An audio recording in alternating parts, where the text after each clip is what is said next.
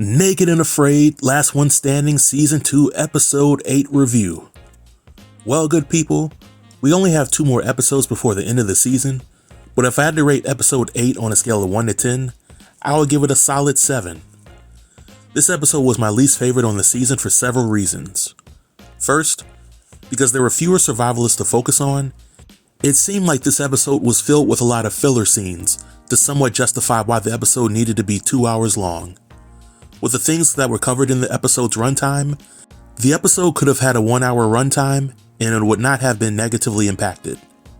Secondly, in my opinion, there was absolutely no reason why the episode should have ended in a cliffhanger.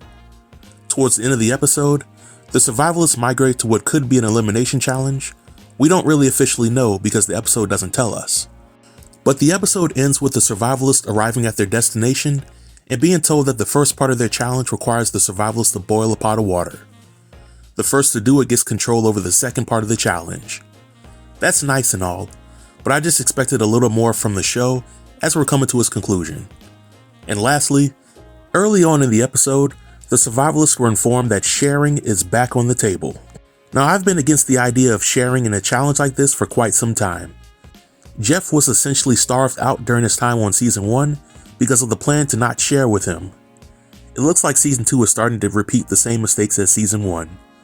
But outside of those issues, I enjoyed the episode for what it was, and I can honestly say that I have no idea how the season's going to end, but I do have some predictions. So over the remaining time for this review, I will share my top 5 moments of the episode, and I will share my predictions for how the season might end. So for my top moment number 5, it's Gary's rise and fall. In my episode 7 review, I viewed Gary as being one of the stronger survivalists that was remaining on the show. The trade with Jeff left him with some food, he had most of the important survival items, and he had an alliance with Jeff and to a lesser extent Danny. In this episode, Gary's winning streak extended when he used his bow and arrow to kill an impala, which will make Gary the 3rd survivalist this season to catch a big game animal. But a lot changed in the episode.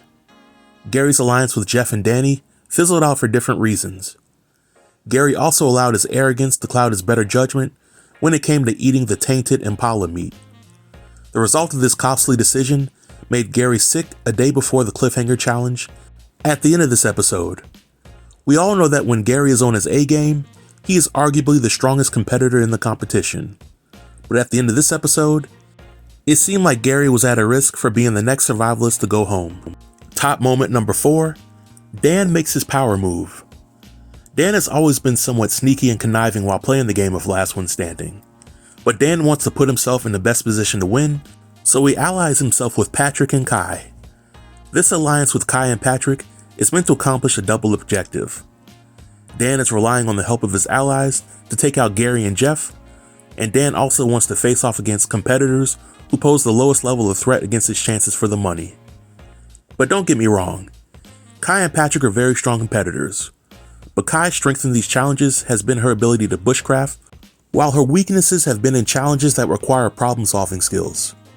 Patrick has the determination to make it to the finale, but he's still a little green when it comes to what he can expect towards the last leg of the challenge. In my opinion, this power move is good for Dan, but it's not good for the fans of the show, because it seems like Dan and his allies are trying to solidify their place in the finale, which won't necessarily be because they're the best survivalists, but because they work together to beat out the best. Now, some may argue that this alliance isn't trying to starve out everybody else because they shared some frog legs with the rest of the team. That move, in my opinion, was strategic because they were all sharing the same camp, and it would be pretty awkward to be in a camp with starving campmates and not share any of the food. I also felt that it was somewhat foolish for Gary to share his impala or consider doing any trades with this alliance because they are actively working to get him eliminated. Top moment number 3, Danny gets med tapped.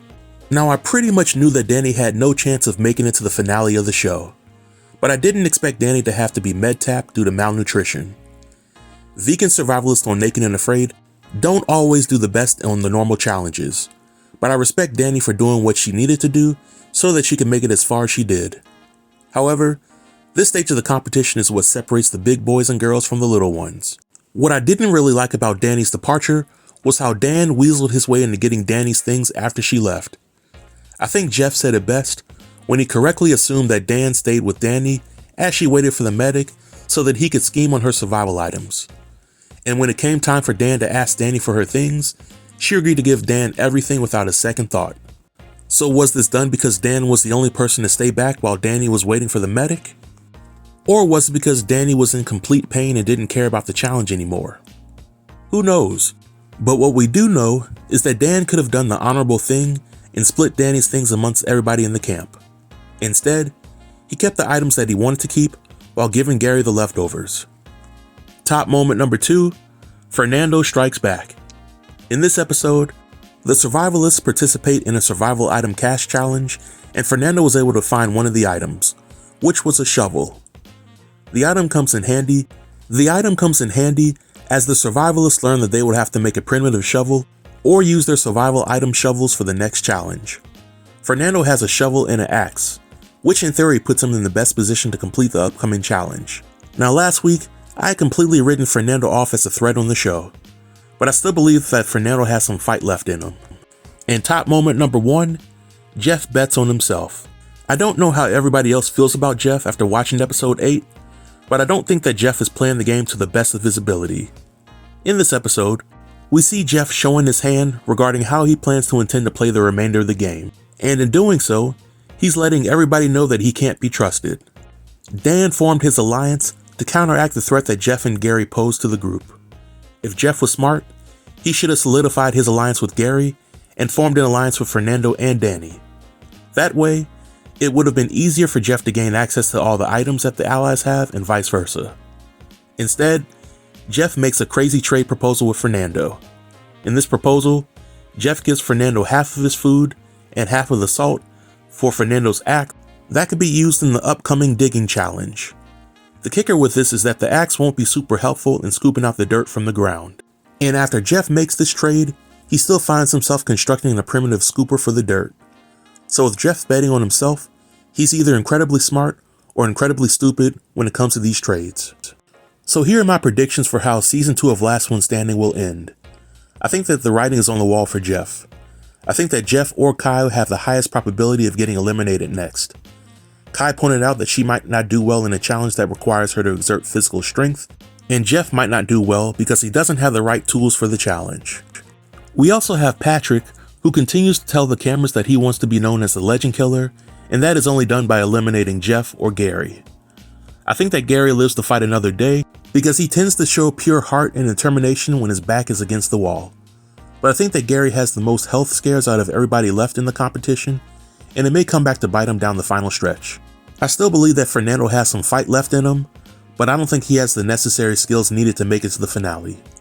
So as of right now, my pick for the final 2 would be Dan and Patrick. They have an alliance going on, and they're both working together to get rid of Jeff and Gary, and as of now, nobody else that's left is working to get rid of Dan or Patrick. But those are my thoughts, and this marks the end of the review. Please leave all comments below in the comment section, and I'll be sure to reply to everybody. Until next time, stay tuned and stay safe. Peace.